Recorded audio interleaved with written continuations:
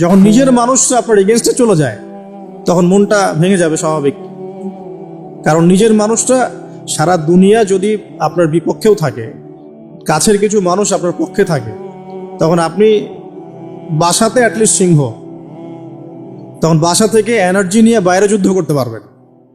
কিন্তু বাহিরে সবাই মোটামুটি ধরেন যে আপনার পজিটিভ, তো বাসায় এসে দেখলেন যে বাসায় আপনার কোনো রকম অনুকূল পরিবেশ নাই, তখন বাইরে সিংহ হলে বাসায় বিড়াল হয়ে থাকতে হবে। তখন বারজাখ বলে একটা জগৎ আল্লাহ তৈরি করেছেন। কি নাম? বারজাখ। এই জগৎটা হচ্ছে আমাদের দুনিয়ার জগৎ আর জান্নাত জাহান্নামের যে কিয়ামতের দিন এর মাঝখানের একটা জায়গা। এখানে ইল্লিন আর সিজ্জিন দুটো স্তর আছে। একটা নাম ইল্লিন, একটা সিজ্জিন। এই দুনিয়ার নেককার মানুষ যারা, তাদের আত্মাগুলোকে আল্লাহ পাক এই যে ইল্লিনে নিয়ে গিয়ে রেখে দেন। আর দুনিয়াতে যারা পাপী পাপাচারী, তাদের আত্মাগুলোকে আল্লাহ পাক সিজ্জিনে রেখে দেন। এই যে কবরের যে আযাব, যে আমরা একটা কথা বলি, এটা আযাব বলে রুহের আযাব। কিসের আযাব? রুহ। দেহ তো আপনার নাই ওখানে, দেহ আছে? দেহ তো পচে গেছে, গলে গেছে। তাহলে আযাবটা কিসের? রুহের। বুঝাচ্ছি, আমি এই পড়াশোনাটা করেছি ইমাম গাজ্জালী রাহিমাহুল্লাহর বই থেকে। এত গভীর লেখা, ধরতে গেলেও মনে হয় যে একটা লাইন 10 বার পড়তে হচ্ছে। একটা এক্সাম্পল দিয়ে তিনি বুঝাচ্ছেন, এভাবে তিনি বলছেন এটা একটা উদাহরণ মাত্র, এটাই প্রকৃত ব্যাখ্যা না, একটা উদাহরণ মাত্র। বোঝানোর চেষ্টা করছেন তিনি এভাবে যে আমরা যখন ঘুমাই, অনেকে ভালো স্বপ্ন দেখেন না? ভালো স্বপ্ন দেখে আপনার কাছে ভালো লাগছে, খুব মজা লাগছে না? স্বপ্নের মধ্যে আপনি কি ভালো ফিল করছেন? মাশাআল্লাহ, ভালো লাগছে, ঘুরছেন ফিরছেন খাচ্ছেন। যখন কোনো খুব ভালো আপনি একটা স্বপ্ন দেখেন, আপনার কিন্তু ভালো লাগে। আপনি স্বপ্নে ঘুমন্ত অবস্থাতেই আপনি স্বপ্নে বাস্তবের ফিলিংস পাচ্ছেন, এমন হয় না? আল্লাহ পাক যদি আপনাকে স্বপ্নের মধ্যে রেখে দেন, ধরেন 1 বছর 1.5 বছর 2 বছর, তার মানে 1-2 বছর আপনি স্বপ্নের মধ্যেই বাস্তবের ভালো লাগার ফিলিংসটা পেতে থাকবেন, কিন্তু আপনি ঘুমিয়ে আছেন। বাইরে থেকে আমি আপনাকে দেখছি যে আপনি ঘুমিয়ে আছেন, আপনি ঘুমন্ত অবস্থাতেও ভালো স্বপ্ন দেখেই ভালো ফিল করছেন। তিনি বোঝাচ্ছেন, উদাহরণ দিয়ে বোঝাচ্ছেন, এটা কিন্তু ব্যাখ্যা নয়, জাস্ট একটা বোঝাচ্ছেন উদাহরণ দিয়ে। আল্লাহ পাক যখন শহীদদের রূহগুলোকে জান্নাতে রেখে দেন, জান্নাতে তারা এইভাবে রূহগুলো ঘুরতে থাকে, ফল ফলাদি খেতে থাকে, পাখির মধ্যে রূহ দিয়ে দেন, সবুজ পাখি, এই পাখি উঠতে থাকে, তারা ভালো ফিল করতে থাকে। ওই হায়াতটাকে আল্লাহ পাক তাদের কাছে বাস্তব বানিয়ে দিয়েছেন। কথা বুঝতে পারছেন? ওই হায়াতটাকে আল্লাহ পাক তাদের কাছে বাস্তব বানিয়ে দিয়েছেন। তাদের কাছে মনে হচ্ছে এটাই বাস্তব, এটাই জগৎ। আল্লাহ চাইলে করতে পারেন না? একটা ঘুমন্ত মানুষকে যদি আল্লাহ করতে পারেন, তাহলে শহীদদের ব্যাপারে করতে পারেন না? পারেন। আবার ধরেন একজন মানুষ পাপাচারী, আপনি কখনো কখনো স্বপ্ন দেখেছেন, ভয়ের স্বপ্ন, আটকে উঠছে, শ্বাস বন্ধ হয়ে যাচ্ছে, এমন হয়নি অনেকদিন? আর হবে তো বেশি, কারণ কানে তো হেডফোন দিয়ে গান শোনেন, আর হেডফোন কানে দিয়ে ঘুমান, এফএম শুনতে শুনতে ঘুমান, এই কি করতে করতে ঘুমান। ঘুমানোর আগে তো দোয়া কালাম নাই, দোয়া কালাম মাসলুম দোয়া কালাম তো নাই, সূরা মুলক নাই, সূরা বাকারা শেষের আয়াত নাই, ইত্যাদি নাই, পবিত্রতা নাই, বিছান ছাড়েন না, লাইটস অফ করেন না। আপনার সুন্নত মাফিক তো ঘুমাচ্ছি না। ঘুমানোর কতগুলো সুন্নত জানেন? ঘুমানোরই কত সুন্নত আছে। ইস্তেঞ্জা করতে হয়, ওযু করে আসতে হয়, পারলে মেসওয়াক করে নেয়, বিছান ঝাড়তে হয়, বিসমিল্লাহ বলে লাইট অফ করতে হয়, দরজায় খিল দিতে হয়, পাত্র যদি থাকে খাবার পাত্র, পানির পাত্র ঢেকে দিতে হয়, তারপরে পড়তে হয় বিছানায় গিয়ে আয়াতুল কুরসি, সূরা বাকারা শেষের 2-3টা আয়াত, সূরা ফালাক নাস ইখলাস, হাত একত্রিত করে ফু দিয়ে সারা গা মাসাহ করতে হয়। ডান কাত হয়ে আল্লাহুম্মা বিইসমিকা আমুতু ওয়া আহইয়া বলে এই যে 33 বার সুবহানাল্লাহ, 33 বার আলহামদুলিল্লাহ, 34 বার আল্লাহু আকবার পড়তে পড়তে ঘুমাতে হয়। কয়জন জানে ঘুমানোর সুন্নত? ঘুমানোর আগে এখন কানে হেডফোন, ব্লুটুথ, হাবি জাবি এইসব দিয়ে যুবকরা ঘুমাচ্ছে। প্রতিটা কাজ নবীর সুন্নত মতো করার চেষ্টা করবো, আল্লাহ পাক তৌফিক দান করুন। এই যে 9 নাম্বার ওয়াদা করেন, জীবনের প্রতিটা কাজ নবীর সুন্নাহ মতো করবেন। রাজি আছেন ইনশাআল্লাহ? একদম চেহারা থেকে শুরু হবে, চুল দাড়ি পোশাক আশাক থেকে শুরু হবে। আল্লাহ পাক যত উপরে নিয়ে যাবেন, আপনি যেখানেই যান নবীর সুন্নত বাস্তবায়ন করবেন ইনশাআল্লাহ। আল্লাহ পাক তৌফিক এনায়েত করুন, বলি আমিন। মনে করেন খারাপ স্বপ্ন দেখছেন, খারাপ স্বপ্নে এখন আপনি কষ্ট পাচ্ছেন, দেখছেন যে পানিতে ডুবে যাচ্ছেন, দেখছেন যে আপনি আগুনে পুড়ে যাচ্ছেন, নাউজুবিল্লাহ, দেখছেন যে আপনি হয়তো কেউ আপনার শ্বাস গলা চিপে ধরেছে ইত্যাদি, আপনি কষ্ট পাচ্ছেন। বাহির থেকে কিন্তু আমি আপনার কষ্ট বুঝতে পারবো না, পারবো? আপনি ঘুমিয়ে আছেন, ঘুমিয়ে আপনি কষ্ট পাচ্ছেন। এখন এই ঘুমন্ত কষ্টের স্বপ্নটাকে আল্লাহ পাক যদি 5 বছর লম্বা করে দেন, পারবেন কিনা? আল্লাহ পাক পারেন কিনা? 5 বছর ঘুমিয়ে আছেন, আপনি উঠতে পারতেছেন, এখন এখন এটা হয় না, আল্লাহ চাইলে পারেন, সম্ভব কিনা? আল্লাহ পাক 309 বছর ঘুম পাড়া রাখেন নাই মানুষকে, আছে না দলিল? কোরআনে আছে না? কোন সূরায়? এই তো মাশাআল্লাহ, মাশাআল্লাহ, সূরা কাহফে আছে না? 309 বছর আল্লাহ পাক 9 জন 10 জন ছেলেকে ঘুম পাড়া রাখছেন না? রাখছেন। তো এখন মনে করেন যে আল্লাহ পাক আপনাকে ওই কষ্টের আযাবটাকে লম্বা করে দেন, কষ্টের ওই স্বপ্নটাকে লম্বা করে, তাহলে আপনি কিন্তু ঘুমের মধ্যে কষ্ট ফিল করবেন। এখন কবরে যদি আল্লাহ পাক বারজাখের জীবনে সিজ্জিনে কিছু আত্মাকে রেখে আত্মাগুলোকে আযাব দেন এবং ওইটাকেই যদি তাদের কাছে বাস্তব ফিল দিয়ে দেন, তাহলে কি তার আযাব পাবে না? অনেক ব্যাখ্যা আছে যেগুলো নিয়ে আলাদা লেকচার দেওয়া লাগবে। এতটুকু বোঝেন যে আল্লাহ পাক ইন্নাল্লাহ আলা কুল্লি শাইইন কাদির, আল্লাহ পাক প্রতিটা বিষয় সম্পর্কে ক্ষমতাবান। আল্লাহ পাকের হাতেই সব, আল্লাহ সব করতে পারেন। যে আল্লাহ পাক আমাকে শ্বাস নেয়ার ক্ষমতা দিচ্ছেন, নিঃশ্বাস নিচ্ছি, একটা নিঃশ্বাসের দাম কি অন্য কেউ দিতে পারবে? যে আল্লাহ পাক এনভায়রনমেন্ট, বায়ুমণ্ডলের মধ্যে নাইট্রোজেন গ্যাস দিয়ে দিয়েছেন, এই গ্যাস কি কে দিয়ে, অন্য কেউ দিয়েছে?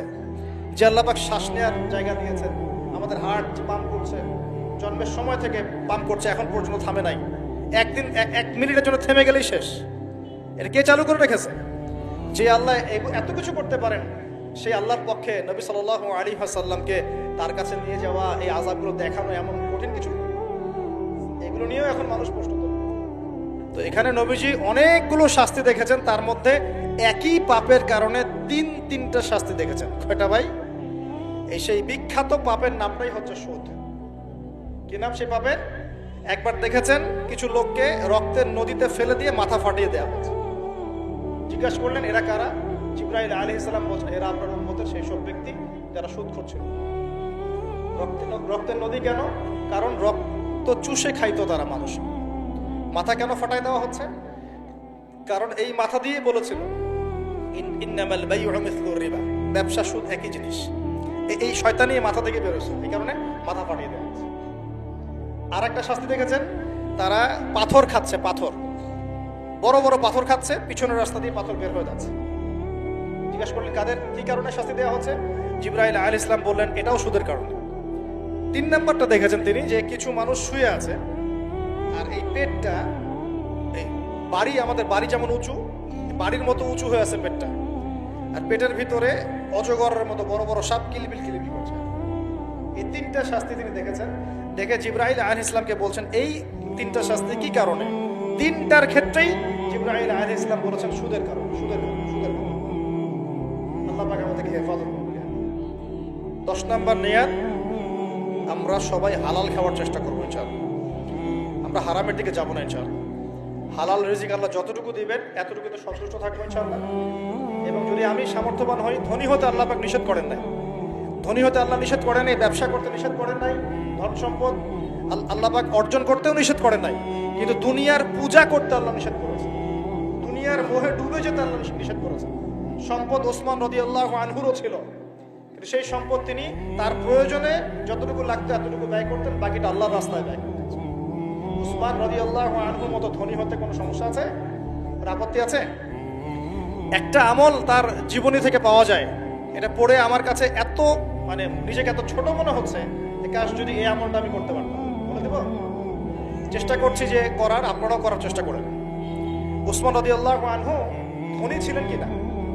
নবীর কাছে গিয়ে বলছেন যে আমার ধন সম্পদ খুব বেশি বাড়ছে, ইয়া রাসূলুল্লাহ আপনি সম্পদ একটু কমানোর দোয়া করেন তো আমার জন্য। চিন্তা করা যায় মানুষ এমন দোয়া কেউ করবে এই যুগে? আচ্ছা, নবী সাল্লাল্লাহু আলাইহি ওয়াসাল্লাম বললেন তুমি উটের পিঠে, গাধার পিঠে খাওয়া দাওয়া করো, ঠিক আছে, খাওয়া দাওয়া করো।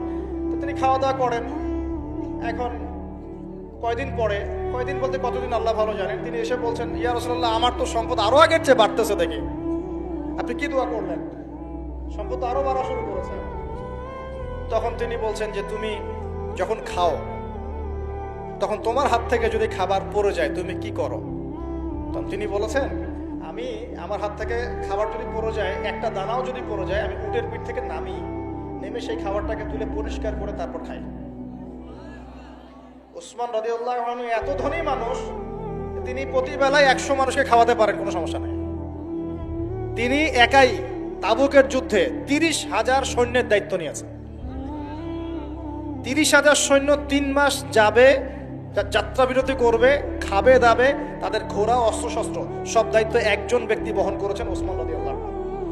কত বড় ধনী আপনি চিন্তা করেন, উনার মতো ধনী কোনো পররাষ্ট্রমন্ত্রীও নাই পৃথিবীতে এখন, কোনো বিশ্ব নেতাও নাই ওনার মতো ধনী এখন, কেউই নাই।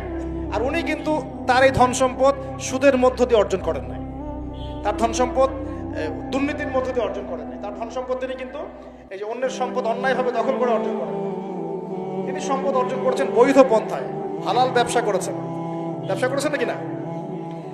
এই যে আমল, তো নবীজি বলছেন যে তোমার আমল যদি এমনই হয় তাহলে তোমাকে আল্লাহ পাক সম্পদ দিবে না, কাকে সম্পদ দিবে? মানে তুমি আল্লাহ পাকের যে সম্পদ রিজিকের যে শুকরিয়া আদায় করো, কৃতজ্ঞতা প্রকাশ করো যে আল্লাহ আমাকে ভালোবেসে রিজিকটা দিয়েছেন, আমার হাত থেকে পড়ে গেছে, আমি তুলে খাই। এই যে আল্লাহ পাকের নেয়ামতের প্রতি তোমার যে শ্রদ্ধা, সম্মান, এর এর এর শুকরিয়া স্বরূপে আল্লাহ পাক তোমাকে এরকম সচ্ছল বানাই দিয়েছে, আপনি কিছু করার নাই। উসমান রাদিয়াল্লাহু আনহুর মতো ধনী হতে কোনো সমস্যা আছে? তিনি কৃপণ ছিলেন না, তিনি আল্লাহ পাকের নেয়ামতের শুকরগুজার ছিলেন। ভুল ব্যাখ্যা নেবেন না, তিনি আল্লাহ পাকের নেয়ামতের শুকরগুজার ছিলেন। আমরা আল্লাহ পাকের নেয়ামতের শুকরিয়া আদায় করবো ইনশাআল্লাহ, এবং যা রিজিক আল্লাহ আমাদেরকে দিয়েছেন এতে সন্তুষ্ট থাকবো ইনশাআল্লাহ, এবং হালালভাবে চলার চেষ্টা করব। আল্লাহ পাক আমাদেরকে ধন দিলে সেই ধন সম্পদ যতটুকু আমার পরিবারের জন্য প্রয়োজন, বাড়তিগুলো আমরা আল্লাহর পথে দান সাদাকা করবো ইনশাআল্লাহ। আল্লাহ পাক আমাদের সবাইকে আল্লাহর রাস্তায় দান করার তৌফিক এনায়েত করুন, আমিন। শেষ করার আগে আমি এই হাদিসটার ফিনিশিং দিয়ে শেষ করছি। 3টা গিফটের প্রথমটা দেয়া হয়েছে 5 ওয়াক্ত নামাজ। এই উম্মতের যে কোনো ব্যক্তি যদি 5 ওয়াক্ত নামাজ পড়ে 50 ওয়াক্ত নামাজের নেকি পাবে। আমরা কি নিয়াত করতে পারি না ভাই যে আমরা 5 ওয়াক্ত নামাজ পড়বো ইনশাআল্লাহ? যে কোনো অবস্থায় নামাজ পড়বো ইনশাআল্লাহ। যদি দাঁড়াতে না পারেন কি করবেন? বসে পড়বেন। বসেও পড়তে পারছেন না কি করবেন? শুয়েও পড়তে পারছেন না কি করবেন? পারা যাবে তো ইনশাআল্লাহ। আর নামাজ কি ভাই আমাদের এই যে 3G 4G নামাজ পড়বো ভাই? হ্যাঁ, 3G 4G নামাজ পড়বো? এটা আবার কোন নামাজ যে নামাজে রুকু করলে সেজদা পাওয়া যায় না, সেজদা করলে ওঠার সময় পাওয়া যায়, এমন নামাজ হয় না সমাজে কিছু? এই নামাজগুলো আল্লাহর ওয়াস্তে বাদ দেন। আল্লাহর ওয়াস্তে রিকোয়েস্ট করছি যে 3G 4G নামাজ বন্ধ করেন। নামাজটা ধীর স্থিরভাবে পড়ার চেষ্টা করেন, নামাজটা বুঝে পড়ার চেষ্টা করেন। নামাজেই আপনি আল্লাহকে পাবেন ইনশাআল্লাহ।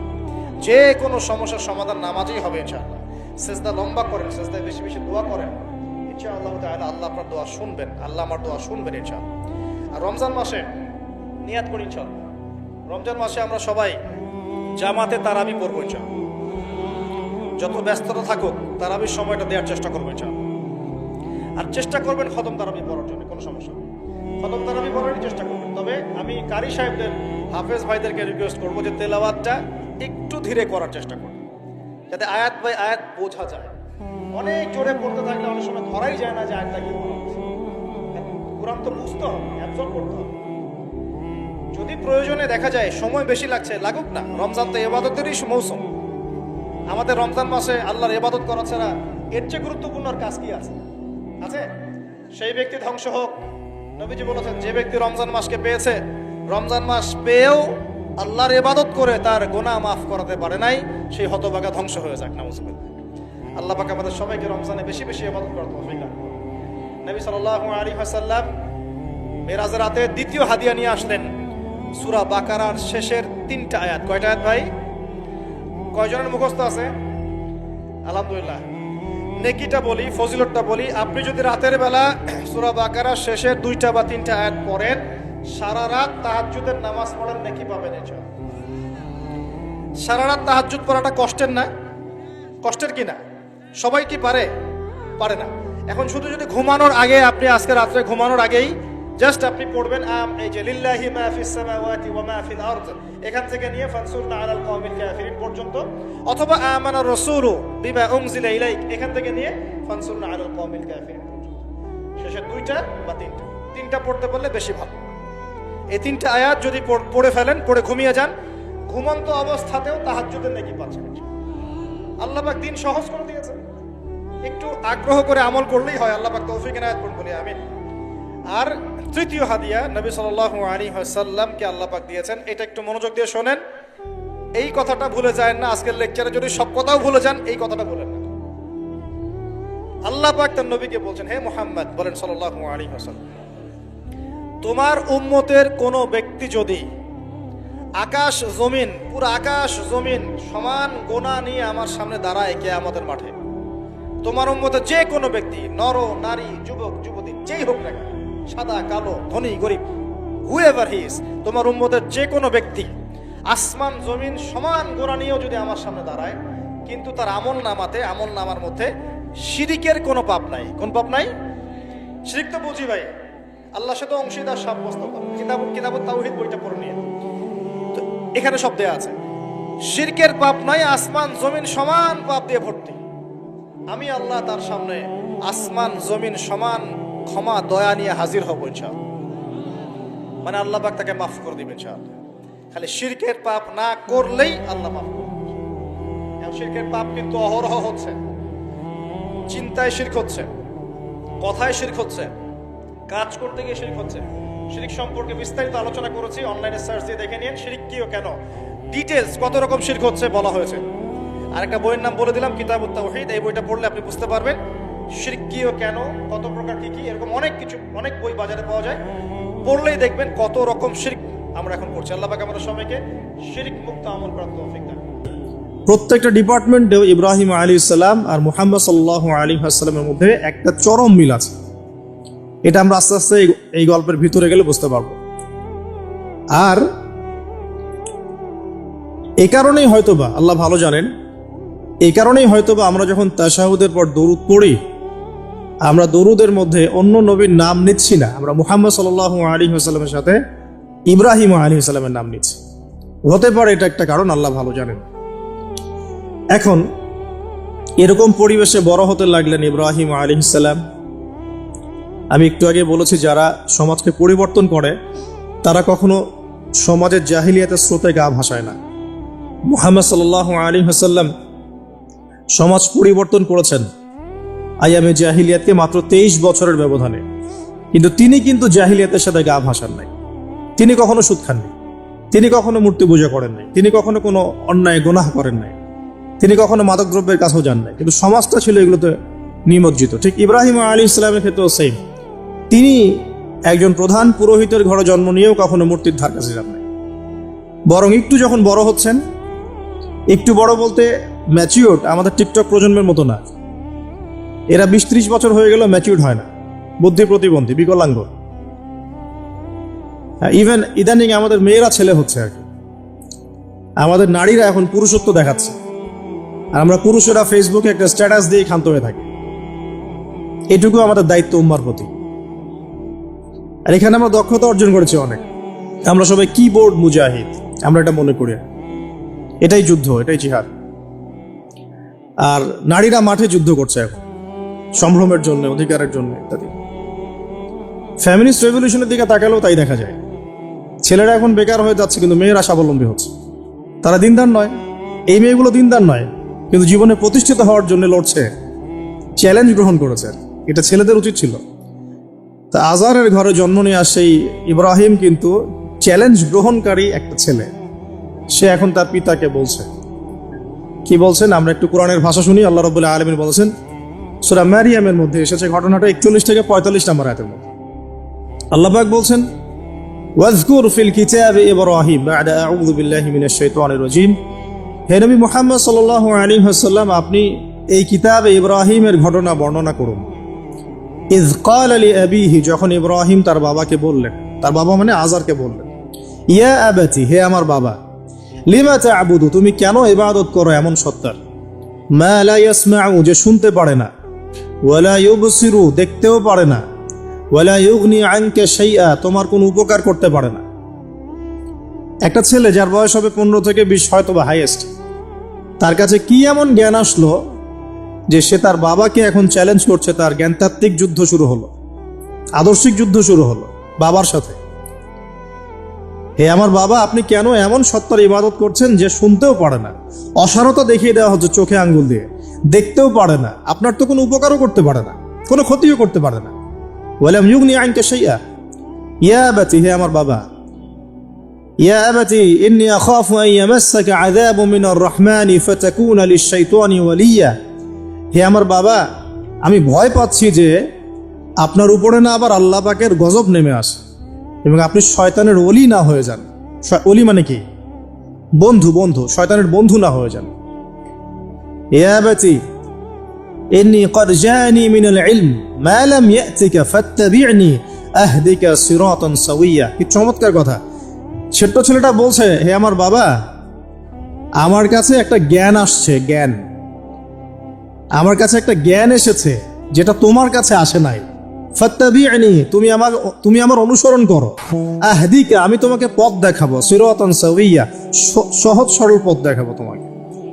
সন্তান বাবাকে নসিহত করছে। দেখুন, সন্তান বলছে আমার কাছে এমন জ্ঞান এসেছে বাবা যেটা তোমার কাছে আসে নাই, তুমি আমাকে ফলো করো, আমার অনুসরণ করো, আমি তোমাকে পথ দেখাবো। Ego problem, ego. আজকেও যখন কম বয়সী কোনো মানুষ বেশি বয়সের কাউকে দাওয়াত দিতে যাবে, এরকম প্রবলেম ফেস করতে হবে। তার বাবা কি বললো, কেন ফেস করতে হবে আল্লাহ পাক সেটা বলেছেন সূরা বাকারা। এই সূরাটা সূরা বাকারায় বলেছেন, ওয়াইযা কিলা লাহু ইত্তাকিল্লাহ। কিছু মানুষ আছে যাদেরকে যদি বলা হয় আল্লাহকে ভয় করুন, আখাযাতহুল ইজ্জাতু বিল ইসম, তাদের প্রেস্টিজে লাগে। এক কথায় কি, প্রেস্টিজে লাগে, প্রেস্টিজ নষ্ট হয়। আখাযাতহুল ইজ্জাতু বিল ইসম ফাহাসবুহু জাহান্নাম। আল্লাহ বলেন ওর জন্য জাহান্নামই যথেষ্ট। তো এখনকার সমাজে প্রবলেমটা আপনারা ফেস করবেন। যদি আপনার বয়স কম হয়, আপনার কাছে অনেক জ্ঞান থাকলেও মানুষ সমাজের নিতে যাবে না। আপনি ক্রিপ্টোকারেন্সি নিয়ে কথা বলছেন, এক শ্রেণীর ধর্মনেতাই আপনার পিছনে লেগে যাবে।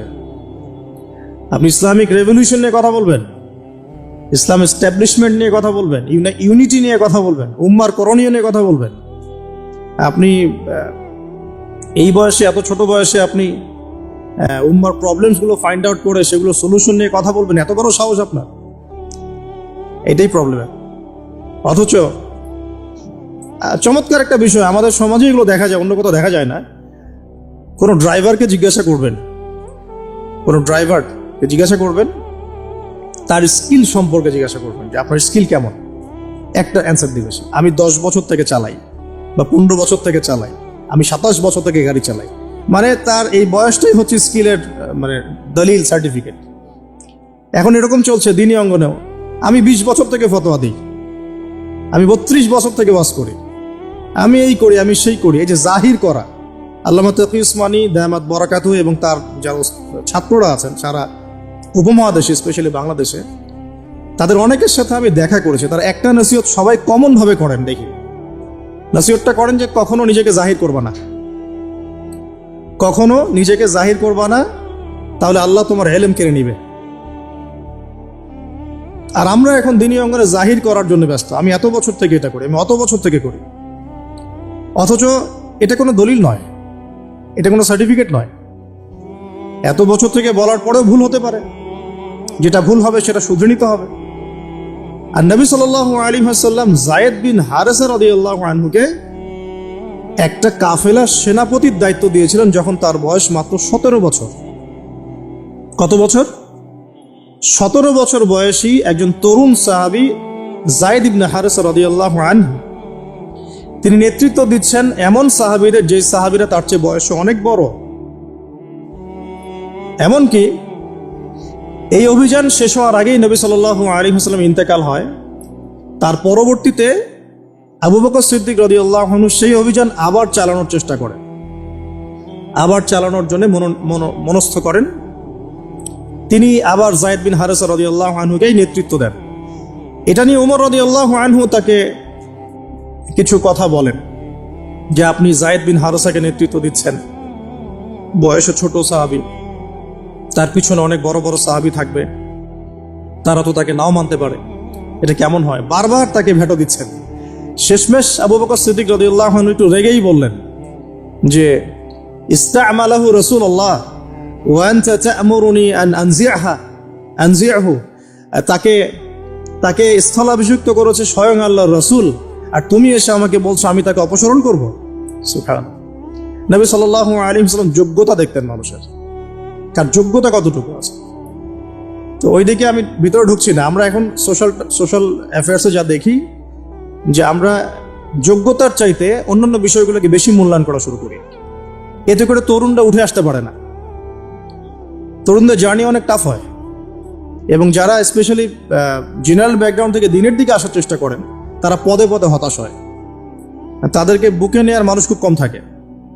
কেন জানি তাকে মানুষ কাউন্টার মনে করে, এনিমি মনে করে। অন্তর্দাহ সৃষ্টি হয়, একটা জ্বালান হয়। হঠাৎ করে উড়ে এসে জুড়ে বসলো, উম্মার দায়িত্ব নিয়ে নিচ্ছে, কোত্থেকে আসলো এটা? এরকম একটা দৃষ্টিভঙ্গি আমরা দেখতে পারি আর কি। হয়তো কাম্য ছিল না এটা। বরং তরোয়ারই যত আপনি শান দিবেন তত ধারালো হবে। তো শান দিবে কারা? যারা তরোয়াল চালাতে পারে তারাই। যারা চালাতে পারে তারা যদি তরোয়ালকে ভোতা করে দেয়, তাহলে তো এটা দিয়ে আপনি জালেমের গর্দান কাটতে পারবেন না। তো যাই হোক, আমরা বেশি হাই থটের কথায় না যাই। আজার এখানে ছিলাম, দেখেন বাবাকে সন্তান উপদেশ দিচ্ছে। এবার বাবার উত্তরটা শোনো। বাবা কেন গ্রহণ করলো না? বললাম প্রেস্টিজ ইস্যু। তুমি ছোট মানুষ হয়ে আমাকে এত বড় কথা বলো? হ্যাঁ, তখন বাবা বলছেন, আনতা রাগিবুন আনতা আন আলিহাতিনা ইয়া ইব্রাহিম। হে ইব্রাহিম, তুমি কি আমাদের ইলাহগুলো, উপাস্যগুলো থেকে মুখ ফিরাচ্ছ? তুমি কি আমাদের উপাস্যগুলো থেকে মুখ ফিরিয়ে নিচ্ছ? রাগিবুন আনতা আন আলিহাতিনা ইয়া ইব্রাহিম লাইন লাম তানতাহি। যদি বিরত না হও, ঠিক যেমন থ্রেট আমাদেরকে করা হয়, যদি বিরত না হও, লাইন লাম তানতাহি লাআরজুমান্নাকা লাইন লাম তানতাহি লাআরজুমান্নাকা রাহজান মালিয়া। তিনি বলছেন যদি বিরত না হও তাহলে তোমার মাথাটা পাথর দিয়ে মেরে ফাটিয়ে ফেলবো। আরজুমান্নাকা মানে রজম করবার। রজম মানে কি? কোমর পর্যন্ত গেথে পাথর মারা। বিবাহিত পুরুষ জেনা করলে যেটা শাস্তি হয়। লাইন লাম তানতাহি, যদি বিরত না হও, লাআরজুমান্নাকা রাহজান মালিয়া, দূর হও এখান থেকে বের হও হতভাগা। আমরা বলি না, দূর হও এখান থেকে, ঠিক ওই রকম। যদি ফিরে আসো ভালো কথা, না ফিরে আসলে রজম করে দিব, মাথা ফাটিয়ে ফেলবো পাথর দিয়ে মেরে। এখান থেকে দূর হও হতভাগা। কাকে বলছে এটা? ইব্রাহিম আলাইহিস সালামকে। এবার তিনি খুব নরম সরম মানুষ, শান্তিকামী মানুষ। তিনি বলছেন ক্বালা সালামুন আলাইক। এই সালামুন আলাইক কথাটা শিখে নেবেন, জীবনে অনেক ক্ষেত্রে কাজে লাগবে। সালামুন আলাইক মানে আপনার উপর শান্তি বর্ষিত হোক। যখনই আপনি পলিউশন অ্যাভয়েড করতে চাবেন, সালাম দিয়ে চলে আসতে হবে। সেটা পরিবারেও, সমাজেও, দিন প্রতিষ্ঠার ক্ষেত্রে। কেউ আপনাকে সমালোচনা করছে, গালিগালাজ করছে, গীবত তহমত করছে, আপনাকে নিয়ে এপিসোড বানাচ্ছে, মানে আপনি কি করবেন? প্রত্যেকটার কাউন্টার দিতে থাকবেন? তাহলে আপনার গোল নষ্ট হয়ে যাবে, আপনার গোল থেকে আপনি বিচ্যুত হয়ে যাবেন। এগুলো নিয়ে আপনাকে ব্যস্ত থাকতে হবে। তখন এইগুলো নিয়ে উম্মাহ ব্যস্ত আছে বলেই এখন পর্যন্ত গোল অ্যাচিভ হয় নাই। আমরা এগুলো নিয়ে ব্যস্ত আছি বলেই এখনো গোল অ্যাচিভ হয় নাই। তো এই কারণে ইব্রাহিম আলাইহিস সালামের সুন্নাহ হচ্ছে সালামুন আলাইক, তোমাদের উপর শান্তি বর্ষিত হোক। হ্যাঁ, তবে যে জায়গাটাতে দালিলিকভাবে জ্ঞানতাত্ত্বিক যুদ্ধ করতে হবে সেটা করতে হবে, সেটা অন্য ইস্যু। তো ইব্রাহিম আলাইহিস সালামকে পরিবার ছাড়তে হলো। পরিবার মানে তার মাকে ছাড়তে হলো, তার বাবাকে ছাড়তে হলো। তার কোনো অপরাধ আছে? ইব্রাহিম আলাইহিস সালামের কোনো অপরাধ আছে? না। এখন আমরা তো অনেক সময় মনে করি আমি তো নিরপরাধ, নির্দোষ, তাহলে আমার উপরেই কেন এরকম হচ্ছে? ইব্রাহিম আলাইহিস সালামের কোনো অপরাধ আছে? নাই। তাকে ঘর ছাড়তে হলো, বাড়ি ছাড়তে হলো, তার বাবা তাকে বের করে দিলেন। এখান থেকে লেসন নিয়ে নেন। আজকের প্রথম লেসন যে আপনি আমি যদি হকের উপর থাকি, সর্বপ্রথম বাধাটা পরিবার থেকে আসতে পারে। সবার পরিবার একরকম না। এখনকার মেজরিটি সংখ্যক পরিবারগুলোই জাহেল, একদম জাহেল, বস্তুবাদী, জানোয়ারের মতো। মানে খাও দাও, সেক্সুয়াল সম্পর্ক, বিয়ে শাদী, সন্তান, এর বাইরে কিচ্ছু চিন্তা করতে পারে না। দুনিয়া আর দুনিয়া, এর বাইরে কিচ্ছু চিন্তা করতে পারে না। ইল্লা মাশাআল্লাহ কিছু পরিবার আছে এর বাইরে, তাদের কথা আলাদা। সবাই তো আর ছোটবেলা থেকে আধ্যাত্মিক পরিবার পায় নাই, দিনই পরিবার পান নাই। আর এটার পরিমাণ দিন দিন কমেই আসছে। ম্যাক্সিমাম পরিবার এখন জাহান্নামের টুকরা। আল্লাহ পাক পরিবারকে বলেছেন জাহান্নাম থেকে বাঁচাও, কু আনফুসাকুম ওয়া আহলিকুম নারা। এখন ওই পরিবারই হয়ে গেছে জাহান্নামের টুকরা। আপনি দিনের পথে চলতে চাইলে প্রথম হোঁচটটা পরিবার থেকে খেতে পারে। এটা ইব্রাহিম আলাইহিস সালামের জীবনেও যেমন হয়েছে, মুহাম্মদ সাল্লাল্লাহু আলাইহি ওয়াসাল্লাম জীবনে হয়েছে। যে মিলাচ্ছিলাম কিভাবে, তার ক্ষেত্রেও সেম। চাচারা শত্রু না?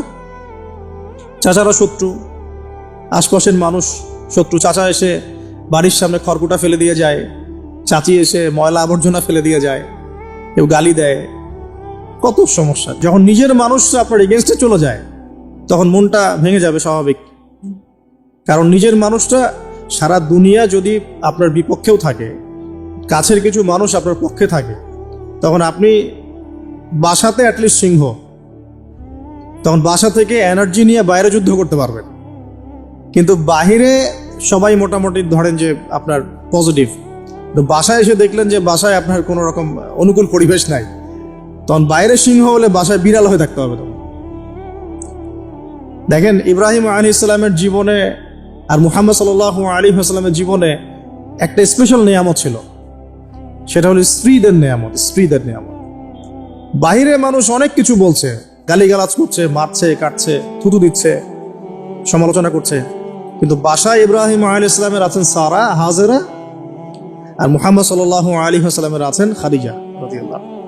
অ্যাটলিস্ট বাসায় আপনি একটা কি বলবো যে বড় একটা প্রশান্তির জায়গা আপনার বাসায় আছে।